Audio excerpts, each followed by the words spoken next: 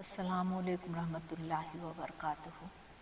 ناظرین، آج میں سورہ بقرہ کا 2129 کا تلاوت کروں گی ترجمہ کے ساتھ۔